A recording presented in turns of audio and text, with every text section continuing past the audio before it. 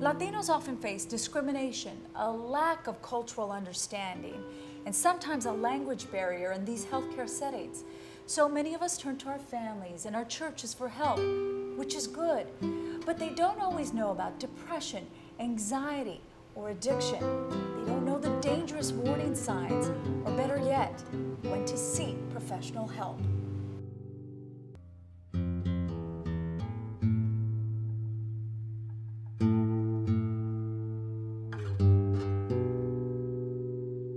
From my parents, I was given almost a fear of the medical industry. It was weird. We never went to doctors. We were taken to curanderas. We were, you know, we didn't know, I don't know, we weren't taken to dentists and things like that. What do you think that is? Was there a mistrust? I think there was a mistrust. I believe that it was machismo. I think there was a lot of pride involved. I think that there was a sense that we grew up never wanting to have to ask for any sort of aid from anyone, you know, and there was great pride in that. Those types of topics, you know, counseling, even needing medication for certain anxieties or things like that, it's just something that you don't talk about. It's not only something you don't talk about, but it's something that you don't, it's like there's something wrong with that person, but they just have to deal with it.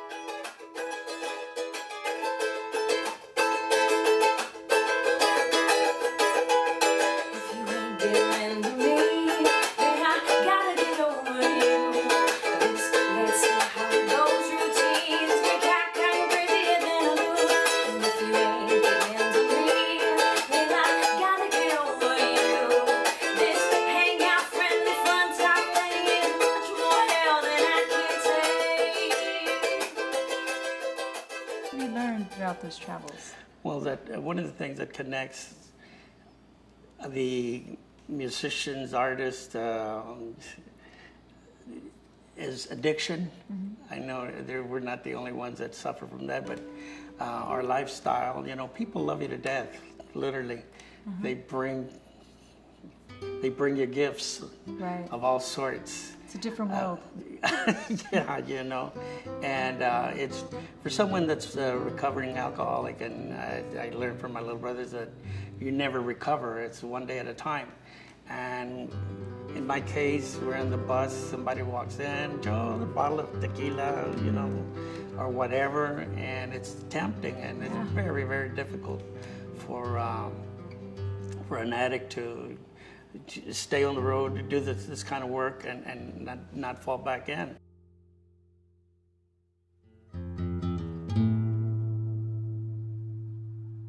I guess it's hard enough already being a musician and having the musician lifestyle. I originally became a musician because I wanted to avoid responsibility, and I didn't want to work a 9-to-5 job. I was like, oh, I'm going to be a musician, and I only have to work a couple hours a night. Then, as things progressed, it turned into I had to work day and night to get anywhere because there's so many musicians trying to get ahead. I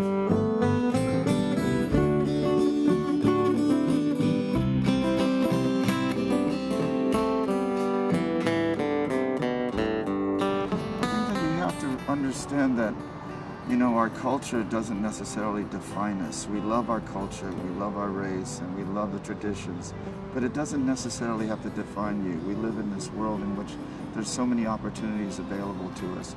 We, as Latinos, have every right to participate and take part in and benefit from those things, as anyone does. So it's important that you break down those barriers and just move on. You know? I know that there's a lot of my friends, you know, that could use some help, and you know, and it's just a matter of them wanting to, and a lot of them don't know that there is this foundation for them, you know. So I'm passionate about it because that's why I'm here, because I want them to know that there's, you know, this foundation that you know, is there to help them, you know. The music is my language, and music is a language we all share. And the better I can speak music, and if that means going to help, you know, get some help from outside people that may have some objectivity versus just your family or just your community who you grew up with or just your church. It can be such a value, and Sims is that community for Austin. It reaches out to all the musicians. We're afraid of what people will say or think, and oftentimes that keeps us from getting the help we need. Listen, we're all affected by mental illness or addiction, whether personally or through a friend or a family member. We need to educate ourselves so we can help ourselves and the people we love. My name's Jose Maria de Leon Hernandez, Little Joe.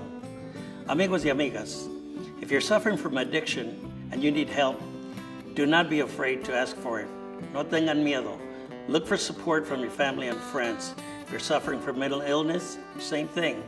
Remember, you can get help, you can get well. Si se puede, it can be done, but you have to look for help and accept it when you find it.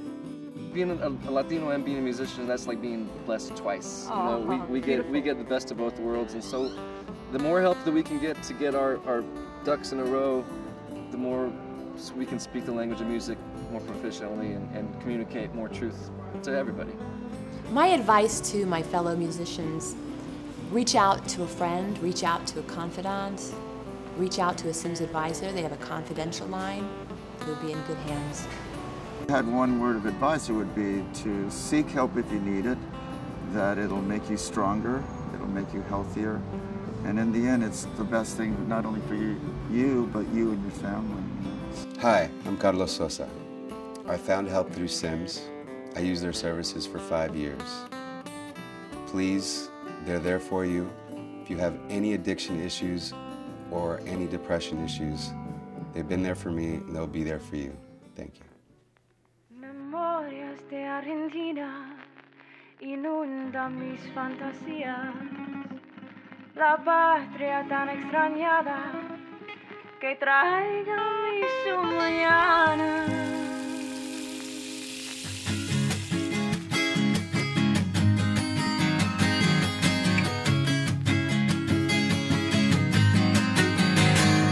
Memorias de Argentina inundan mis fantasías, la patria tan extrañada que traiga mi su mañana.